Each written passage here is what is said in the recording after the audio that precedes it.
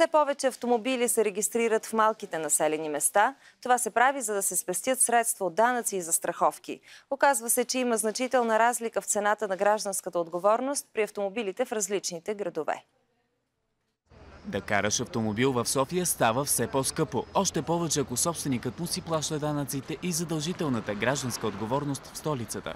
Много от колите, които се движат по софийските улици, обаче са с регистрации от други градове, където гражданската отговорност е значително по-евтина. Преди време отпадна изискването всички живущи да имат адресна регистрация в града, в който живеят и работят. Цената на застраховката на гражданска отговорност е значително по-ниска в малките населени места и това е една от основните причини, поради която хората не променят адресните си регистрации, когато дойдат да работят в друг град. Така автомобилът остава с регистрацията на малкия град и се възползва от преференциите в застраховката и данъците. Ако този пловдивски автомобил е регистриран в София, водачът е с малко опит и двигателят е по-мощен, разликата в цената на гражданската отговорност може да достигне до 100 лева. Например, при 20 годишен водач без шофьорски опит и бърза кола в София, цената може да е около 377 лева.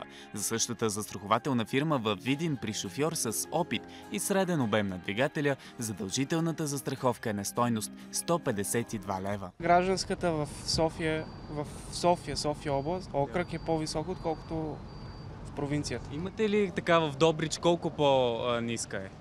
Не знам, това е служебна кола все пак, но съм от провинцията и там цените са малко по-други, отколкото тук. Разликата в цената застрахователите оправдават с това, че в столицата се концентрират пътно-транспортните происшествия. Обратно, на база на статистическите ни данни, в малките населени места честотата на пътно-транспортните происшествия е значително по-малка.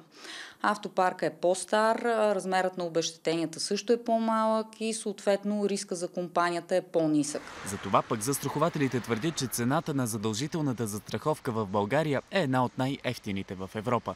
При северните ни съседи тя е до 5 пъти по-скъпа. Затова и в крайдунавските градове румънци масово идват да застраховат автомобилите си у нас.